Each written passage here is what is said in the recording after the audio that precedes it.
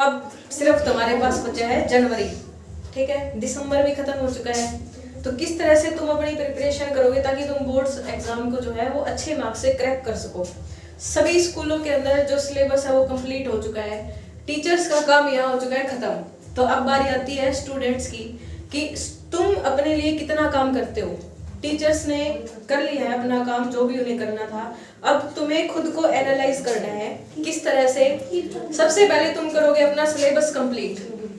जिसने syllabus complete कर लिया है उसके बाद जो रहता है सिलेबस के बाद कि आपका कौन सा टॉपिक सबसे ज्यादा वीक है। जो टॉपिक सबसे ज्यादा वीक है आप उसको बार बार रिवाइज करो।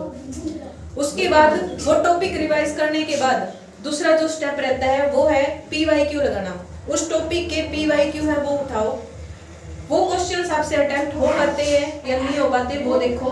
उसके बाद वो PYQ लगाने के बाद भी आपको ये करना है कि आप ये देखोगे कि आपने मिस्टेक कहाँ की है, यानी कि सेल्फ एनालाइज करना है अपने टेस्ट को कि इस टॉपिक के अंदर हमारी जो ज्यादा से ज्यादा मिस्टेक्स है वो कहाँ है।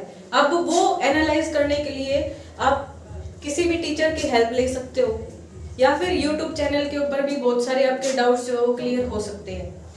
तो सबसे मेन पॉइंट खुद के ऊपर काम करना होता है। टीचर्स का काम सिर्फ आपको नॉलेज प्रोवाइड करना है, उसके बाद आप अपने कॉन्सेप्ट को कितना ज्यादा डीपली उसको क्रिएट कर सकते हो, लाइफ टाइम तक उसको याद कर सकते हो, वो सिर्फ आपके ऊपर डिपेंड है कि आप उस टॉपिक को कितना एक्सेप्ट कर पाते हो, कितना उसको इनटेक कर पाते हो और उसके बदले में कितना आप आउटपुट दे पाते हो। वो सारा आउटपुट आपको कहाँ दिखाई देगा?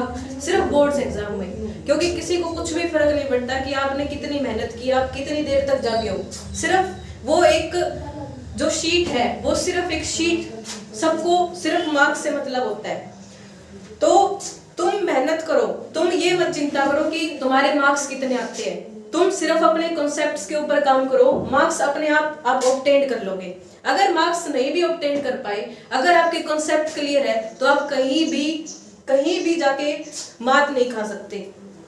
हर जगह आप हर एक बच्चे से आगे रहेंगे। हो सकता है कि जिसने 99% मार्क्स हासिल किए हो वो उनके कॉन्सेप्ट इतने क्लियर ना हो, लेकिन एक 80% या 70% मार्क्स ऑब्टेन करने वाले बच्चे के अगर कॉन्सेप्ट क्लियर है तो वो उससे ऊपर सक्सेसफुल हो सकता है।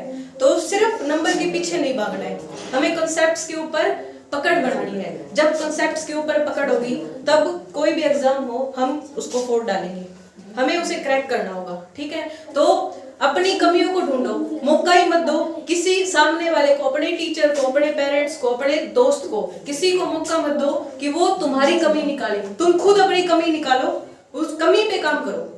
जो बंदा खुद की कमी निकालना शुरू कर देगा और उस पे काम करना शुरू करेगा फिर उसको कोई नहीं हरा सकता। लेकिन किसी को मौका अगर दोगे तुम अपनी गलतियां निकालने का तो तुम कभी नहीं उभर पाओगे अपनी लाइफ में, ना ही कभी सक्सेसफुल हो पाओगे, क्योंकि ये सोचते रहोगे तुम कि उसने मेरे अंदर ये कमियां निकाली है। तो दूसरों की कमियां मत सुनो और ना उन्हें मौका दो, अपनी कमियां खुद निकालो, उन पे काम करो। उसके बाद PYQ के लिए कोई भी नोट्स खरीदने की भी जरूरत नहीं है। आप क्या करो, जितनी भी वेबसाइट है जैसे कि हरियाणा बोर्ड की ऑफिशियल वेबसाइट और CBSE की ऑफिशियल वेबसाइट, वहाँ पे प्रीवियस ईयर क्वेश्चन की आपको पूरी PDF मिलेगी, वहां से डाउनलोड करो और जो एक्चुअल पेपर है उनके आप क्वेश्चंस लगाओ। उसके बाद नीचे उसकी सॉल्यूशंस भी दिए होते हैं, जैसे कि मार्क स्कीम के अंदर क्वेश्चन देखे हो आपने तो उसके क्वेश्चन के साथ साथ उनकी आंसर शीट भी दी होती है और विद मार्क्स दी होती है कि अगर आप इतना अटेम्प्ट करोगे तो आपको उसके इतने मार्क्स मिलेंगे। पहले खुद की एक ऐसी रफ नोटबुक लगाओ जिसके अंदर आपने एक दिन में या फिर 2 दिन में एक क्वेश्चन सोल्व किया, एक क्वेश्चन पेपर सोल्व किया हो। उसके बाद एनालाइज करो, उस मार्क स्कीम के अंदर जो भी आंसर दिए हुए उससे मैच करो कि हमने कितना लिखा है और बोर्ड वाले कितना चाहते थे कि कितना लिखने पर हमें कितने मार्क्स मिले। ये सब करने के बाद अगर ये कर लिया तो उसके बाद तो कोई भी एग्जाम जो है वो इजीली आप क्रैक कर सकते हो। जरूरी नहीं है कि हमें 100% मार्क्स लाने के लिए ही काम करना है, हमें काम करना है अपने कंसेप्ट के ऊपर, सिर्फ और सिर्फ कंसेप्ट के ऊपर। अगर कंसेप्ट आ गया तो उसके बाद मार्क्स की चिंता करने की जरूरत नहीं होती। सिर्फ 1 मंथ खुद को देने के लिए। और सबसे बड़ी कमी आज की जो जनरेशन की है वो सोशल मीडिया के प्रति अट्रैक्शन। कुछ भी हो, किताब लेके बैठे, उसके बाद देखो उसने रील भेजी है, उसने कोई मैसेज भेजा है, तो ये सारी चीज जिस दिन साइड करके बैठ जाओगे उस दिन अपने आप कंसंट्रेशन बनना शुरू होगा और कंसेप्ट जो है अपने आप क्लियर होने शुरू होंगे, क्योंकि कंसंट्रेशन सबसे बड़ी चीज होगी। आज जिसके पास रील भेज रहे हो, क्या पता वो चुपके से रात को पढ़ रहा हो और आपको बना रहा हो बेवकूफ। आप देखोगे आपके तो आए 70% और उसके आए 90%। तो अगर इस टाइम पे रील नहीं देखोगे तो आपका फायदा होगा। अगर आप रील देखते रहोगे तो कुछ नहीं होगा, रील के पीछे ही पड़े रहोगे। लेकिन अगर तुमने आज रील नहीं देखी है तो बहुत कुछ जरूर होगा।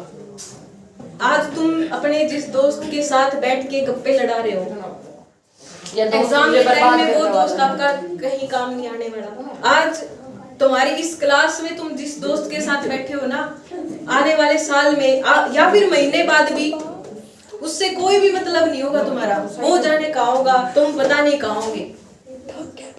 तो आज की ये जो गप्पेबाजी है, रील शेयर करना है, बातें करनी है, ये सारी छोड़ के सिर्फ 1 महीना खुद को दो। सिर्फ और सिर्फ 1 महीना, ज्यादा नहीं, सिर्फ 1 महीना। अभी भी आप बहुत कुछ कर सकते हो क्योंकि सिलेबस तो कंप्लीट हो चुका है।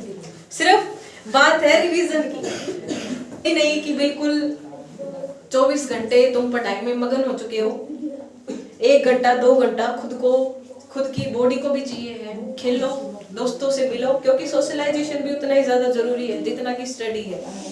तो बिल्कुल भी ये नहीं है कि बातचीत ही बंद करो, तुम अपने फैमिली मेंबर से ही बातचीत करना बंद कर दोगे, ऐसा भी नहीं है। हर चीज के अंदर एक्टिव रहो, लेकिन मोस्टली यानी कि 80% टाइम तुम अपना स्टडी को दो और 20% टाइम जो है तुम बाकी सारी चीजों को दो।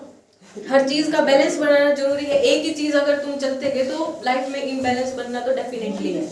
तो इसलिए लास्ट मोटिवेशन बस यही है कि खुद पर काम करो, खुद की कमियों पर काम करो और तुम्हारे अंदर क्या कमियां निकालते हैं उनको इग्नोर करो। सिर्फ अपनी कमियों के ऊपर काम करो। Thank you.